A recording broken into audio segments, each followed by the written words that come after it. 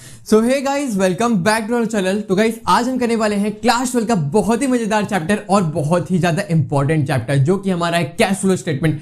Cash flow statement में वो सारे ट्रांजैक्शन, सब वो चीज नोट करते हैं जो कि हमारे कैश से रिलेटेड होती हैं। ठीक है, तो जितने भी हमारे ट्रांजैक्शन होने वाले हैं कैश से रिलेटेड, वो सारी चीजें हम नोट करेंगे। ठीक है, अब यहाँ पे हमारे पुराने चैप्टर से थोड़े से अलग तरीके से यहाँ पे हम अपने ट्रांजैक्शन को नोट करेंगे। पहले की तरह नहीं कि रिवैल्यूएशन अकाउंट प्रिपेयर किया, पार्टनर्स कैपिटल अकाउंट प्रिपेयर किया, कुछ भी नहीं रहने वाला भाई। सब थोड़ा सा एकदम डिफरेंट रहने वाला है। ठीक है, वो सारी चीजें क्या थी ना, थोड़ा सा एक दूसरे से कॉपी करती हुई चीजें थी। अब यहाँ पे एकदम डिफरेंट केस होने वाला है। अब यहाँ पे कुछ नई चीजें ऐसी मिलेंगी जो कि आपके लिए बहुत ही ज्यादा इंपॉर्टेंट है, प्लस बहुत मजा आता है इस चैप्टर को लगाने में। ठीक है, तो यहाँ पे देखो हमारे पास 3 एक्टिविटीज होती हैं जिनको हम नोट करते हैं: operating activities, financing activities, investing activities. वो सारी चीजें तो मैं बताऊंगा कैसे होती हैं, बट यहाँ पे स्टार्टिंग हम करेंगे यहाँ पे ऑपरेटिंग एक्टिविटीज से। तो यहाँ पे देखो, बिजनेस में जितने भी ऑपरेट होने वाले कैश ट्रांजैक्शन है उसको हम नोट करते हैं। किस तरीके से करते हैं वो देख लो। ठीक है, तो देखो यहाँ पे हमारे पास 2 तरीके हो सकते हैं। 2 तरीका हो सकता है कैश का। ठीक है, हमारे बिजनेस में 2 रोल हो सकता है सिर्फ और सिर्फ कैश का। वो क्या? कैश या तो आएगा हमारे पास या तो जाएगा हमारे पास से। ठीक है, यही होता है ना, या तो भाई हमें मिल रहा है पैसा या तो हमारे पास से जा रहा है पैसा।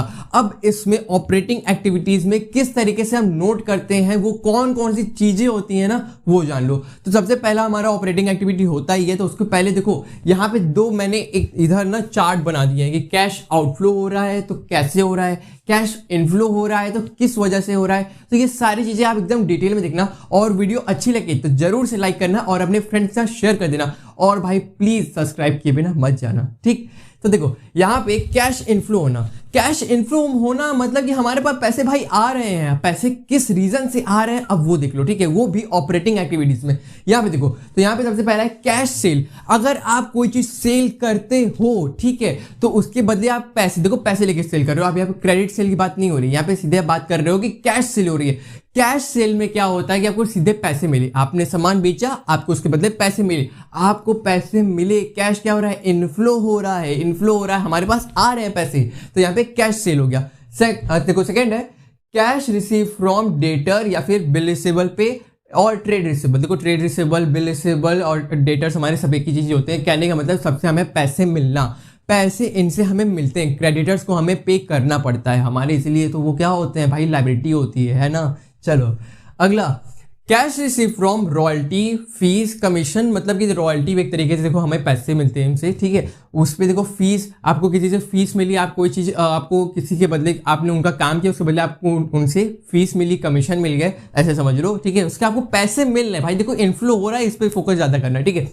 देखो नेक्स्ट है insurance claim receive for loss of stock. अब देखो लॉस ऑफ स्टॉक या आपको देखो क्या होता है ना, कोई सामान जल जाता है फायर बाई फायर, तो क्या होता है हमारा सामान जल गया, उसके बदले हमें इंश्योरेंस जो हमने प्रीमियम किया होता है उसके बदले में पैसे मिल जाते हैं। ठीक है, तो हमने देखो सिंपली इतनी चीज़ है, इसमें पैसे मिले। अब देखते हैं ना आउटफ्लो इसका क्या होता है। आउटफ्लो कैसे हो सकता है? देखो उसमें क्या था, सेल हो रहा था, उसका उल्टा समझ लो परचेज, हमने खरीदा। अगर आप कोई सामान खरीदते हो तो उसके बदले आपको पैसे पे करने पड़ते हैं, है ना। तो देखो कैश परचेज। नेक्स्ट है सेम। देखो भाई मैंने बहुत छोटे छोटे पॉइंट्स उठाए हैं कि आप सभी पहले समझ जाओ क्या होता है हमारा ये कैश फ्लो का स्टेटमेंट, कैसे बनाते हैं, ऑपरेटिंग एक्टिविटीज क्या होती है, उसके बाद सारी एक्टिविटीज क्या होती हैं, पहले वो समझ जाओ ना। उसके बाद मैं फॉर्मेट भी दिखाऊंगा किस तरीके से करते हैं, आप सभी घबराना नहीं। ठीक, देखो यहाँ पे cash paid to creditors and bill payable, trade payable.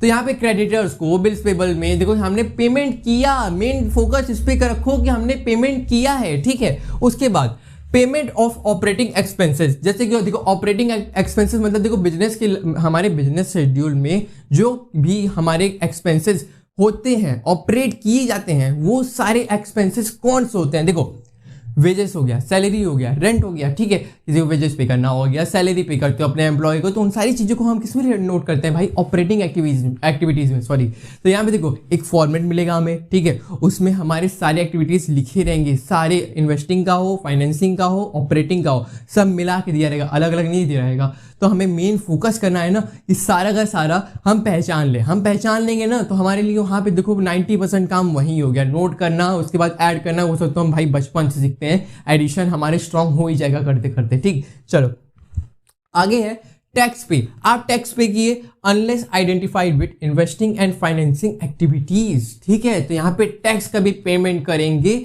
और इसमें एक और देखो एक छोटा सा पार्ट होता है, वो मैं आप सभी को जब हम क्वेश्चन सॉल्व करेंगे तब मैं बताऊंगा कि कौन सा रोल होता है हमारे एसेट और लायबिलिटीज का भी। तो चलो गाइस, अब हम करने वाले हैं इन्वेस्टिंग एक्टिविटीज। इन्वेस्टिंग एक्टिविटीज वो एक्टिविटीज होती हैं जो कि ऑपरेटिंग एक्टिविटीज से एकदम डिफरेंट होती हैं। देखो ऑपरेटिंग एक्टिविटीज में हमारे मान लो कि जो हमारे डेली एक्टिविटीज जो होती थी, जो डेली उसमें एक्टिविटीज होते जैसे परचेज सेल ये सारी चीजें हो गई ना, वो उसमें लेके जाते थे। ठीक है, इसमें जो है ना ये डेली एक्टिविटी नहीं है। इन्वेस्टिंग एक्टिविटी में हम वो सारी चीजें लेके जाते हैं जो कि जैसे देखो नाम में ही पहली बात आता है इन्वेस्टिंग एक्टिविटी, कुछ इन्वेस्ट कर रहे होंगे, इन्वेस्टमेंट में खरीद रहे होंगे या तो बेच रहे होंगे। ठीक है, ये सारी चीजें आती हैं, इसमें बाकी टैक्स वाली चीजें भी आ जाती है। तो चलो एक एक करके देख लेते हैं कि कैश इनफ्लो में क्या आता है और कैश आउटफ्लो में क्या आता है। ठीक है, तो चलो शुरू करेंगे इनफ्लो की तरफ से। ठीक, तो देखो यहाँ पे सबसे पहले है सेल ऑफ फिक्स्ड एसेट। यहाँ पे कह रहा है कि आप किसी फिक्स्ड एसेट को अपने बेच रहे हो। ठीक है, उसका ठीक उल्टा हमारे आउटफ्लो में हो जाएगा। आउटफ्लो में क्या हो जाएगा यहाँ पे हमारा purchase of fixed asset, purchase करना, फिक्स एसेट को परचेज कर लिया आपने। ठीक है, चलो उसके बाद है यहाँ पे सेल ऑफ इन्वेस्टमेंट,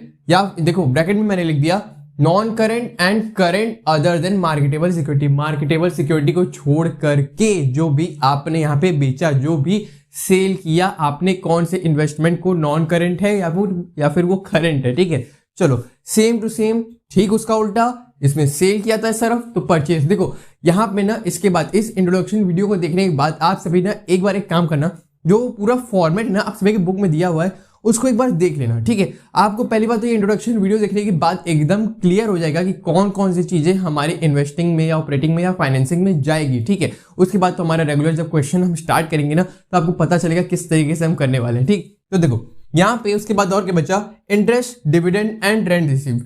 मतलब कि इसके बाद देखो जो भी चीजें हमारी बची, इंटरेस्ट हो गया, डिविडेंड हो गया, वो सारी चीजें क्या है हमारे लिए कैश इनफ्लो है। इनफ्लो का मतलब ही यही होता है कैश हमारे पास आया। आप कोई भी फिक्स एसेट बेचोगे, कोई भी अपना इन्वेस्टमेंट बेचोगे तो वो क्या होगा, आपके पास से वो एसेट गया, वो करंट चीज हमारी गई। ठीक है, मार्केटेबल सिक्योरिटी को छोड़ करके वो सारी चीज हमारे पास से गई।